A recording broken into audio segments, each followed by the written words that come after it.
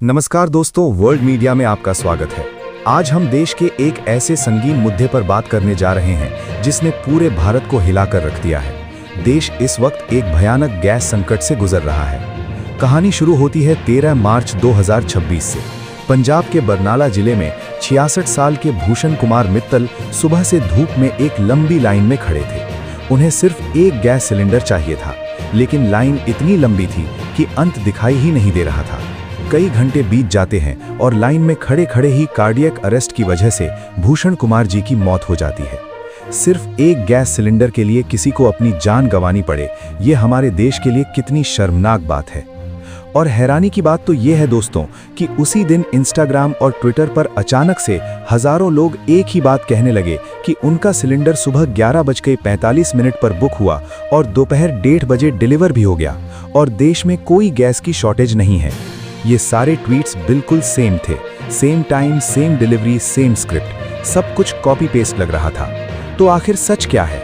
आज world media के इस वीडियो में हम इस एलपीजी क्राइसिस के पीछे की पूरी सच्चाई जानेंगे। हम जानेंगे कि आखिर कितनी गैस देश में सच में बची है, कितनी और आ रही है और ये क्राइसिस कब तक चलेगा। वो सारे सवाल जिनके जवाब शायद सरकार आपसे छुपाना चाहती है। इंडिया में हर साल लगभग 3.1 crore metric tonne LPG consume किया जाता है। ध्यान से सुनिएगा, इसमें से 60% देश के बाहर से इंपोर्ट किया जाता है। और सबसे दुर्भाग्यपूर्ण बात यह है कि इस 60% इंपोर्ट का 90% हिस्सा सिर्फ एक सिंगल समुद्री रास्ते से आता है, जिसे हम स्ट्रेट ऑफ हुर्मुज कहते हैं, जो ईरान और ओमान के बीच मौजूद है।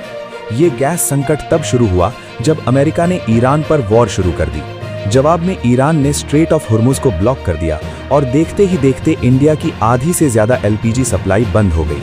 अब सरकार इस क्राइसिस को छुपाए रखने की पूरी कोशिश कर रही है, लेकिन सच्चाई ग्राउंड पर कुछ और ही है। नोटबंदी और कोरोना के बाद देश की जनता को अब तीसरी बार लंबी लंबी कतारों में खड़े होना पड़ रहा है। उत्तर प्रदेश के गोरखपुर से, पुणे से, नोएडा से और दिल्ली से ढेरों ऐसी वीडियोस सामने आई हैं जहां सैकड़ों लोग घंटों तक लाइन में खड़े हैं, सिर्फ एक सिलेंडर पाने की उम्मीद में। लखनऊ में तो एक वीडियो वायरल हुआ जहां एक आदमी फ्रस्ट्रेशन में आकर गैस सिलेंडर से भरे ट्रक के सामने ही लेट गया। हालात इतने खराब हो चुके हैं कि मध्य प्रदेश और गुड़गांव में ऑनलाइन बुकिंग सिस्टम ही पूरी तरह से क्रैश हो गए हैं। व्हाट्सएप पर बुकिंग फेल हो रही है। लोगों को मजबूर होकर फिजिकल गैस एजेंसी के चक्कर काटने पड़ रहे हैं और वहां लाइनें और भी लंबी होती जा रही हैं। इन्हीं लाइनों में खड़े खड़े लोगों की जानें जा रही हैं। उत्तर प्रदेश के फर्रुखाबाद में 75 साल के मुख्तार अंसारी लाइन में खड़े खड़े गिर गए और अस्पताल पहुंचने से पहले ही उनकी मौत हो गई। होटल्स और रेस्टोरेंट्स की हालत तो और भी दर्दनाक है।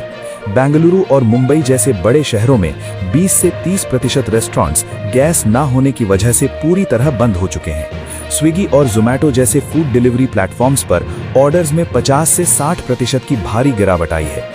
लोगों में इतना ज्यादा डर और पैनिक है कि वो ब्लैक मार्केट में सिलेंडर खरीदने पर मजबूर हैं। जो डोमेस्टिक गैस सिलेंडर ऑफिशियली लगभग 900 रुपए का होना चाहिए, वो आज दिल्ली के ब्लैक मार्केट में 2 से 3 हजार रुपए में बिक रहा है।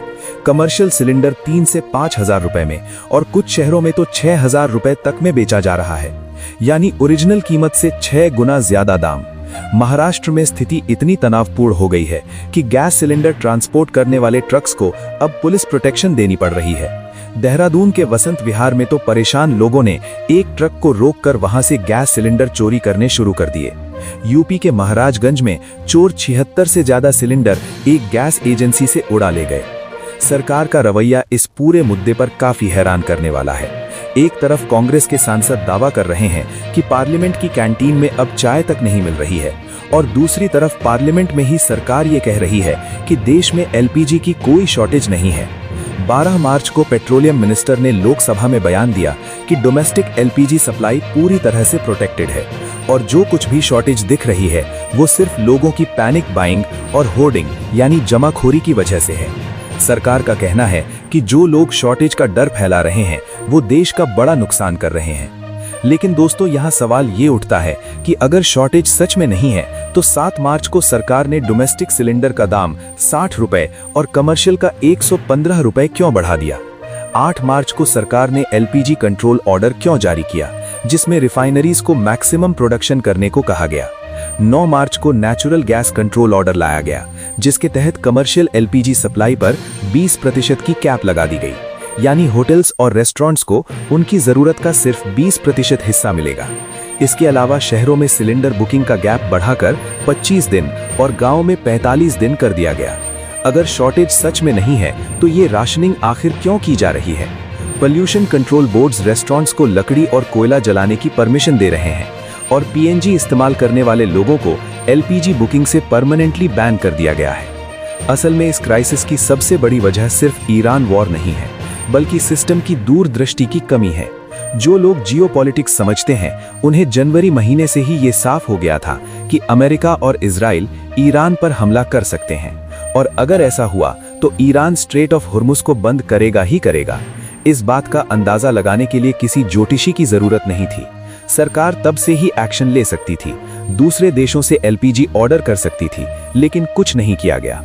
वॉर से ठीक पहले प्रधानमंत्री इजराइल गए थे। वहां भी उन्हें इस आने वाले खतरे का अंदाजा लग जाना चाहिए था। हमला होने के बाद भी ईरान के साथ एक बैलेंस्ड अप्रोच रखा जा सकता था, ताकि इंडियन शिप्स को गुजरने की परमिशन मिल सके, ठीक वैसे ही जैसे उन्होंने चाइनीज शिप्स को दी, लेकिन वो भी नहीं किया गया। और ये सब करते समय देश की जनता के लिए कोई बैकअप प्लान भी नहीं बनाया गया। देश में उज्ज्वला योजना के तहत कनेक्शन तो बांट दिए गए, लेकिन उनके लिए गैस कहां से आएगी, इसका कोई पुख्ता इंफ्रास्ट्रक्चर तैयार नहीं किया गया। सबसे डरावनी बात यह है दोस्तों कि इंडिया के पास एलपीजी का कोई बड़ा स्ट्रेटेजिक रिजर्व है ही नहीं।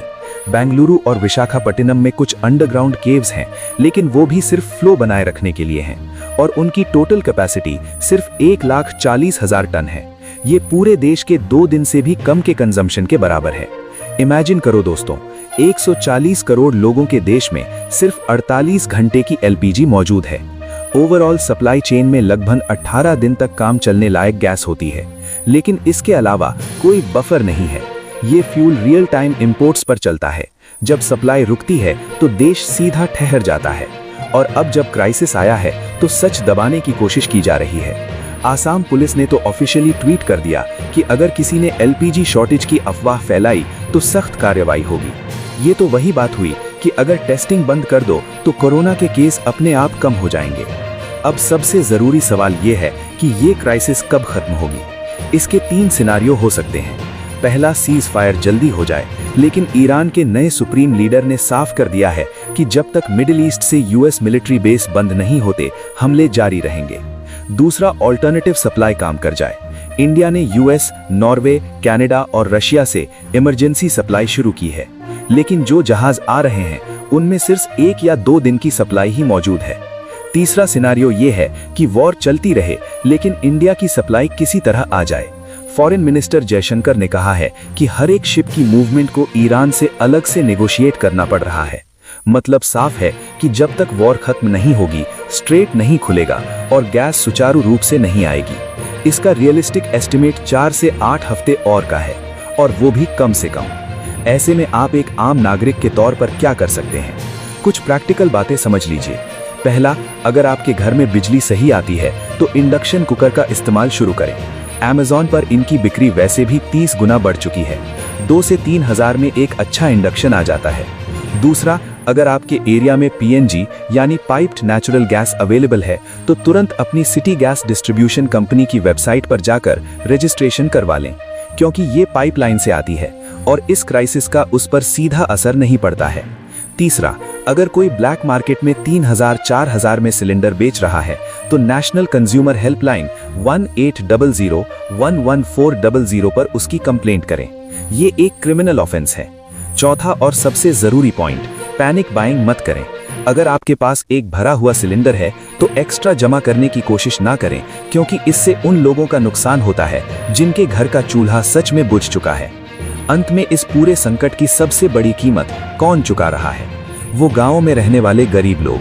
रूरल इंडिया में बिजली की कोई गारंटी नहीं होती, वहां इंडक्शन काम नहीं करता। रिपोर्ट्स बता रही हैं कि गांव के लोग वापस मिट्टी के चूल्हे जलाने पर मजबूर हो गए हैं। वो औरतें जिन्होंने सालों की मेहनत के बाद चूल्हे के जहरीले धुएं से बाहर निकली थीं, जिन्होंने सोचा था कि अब उनके बच्चों को धुआं नहीं खाना पड़ेगा, आज फिर से उसी आग और धुएं के सामने बैठने को मजबूर हैं। यही इस क्राइसिस की सबसे बड़ी ट्रेजेडी है।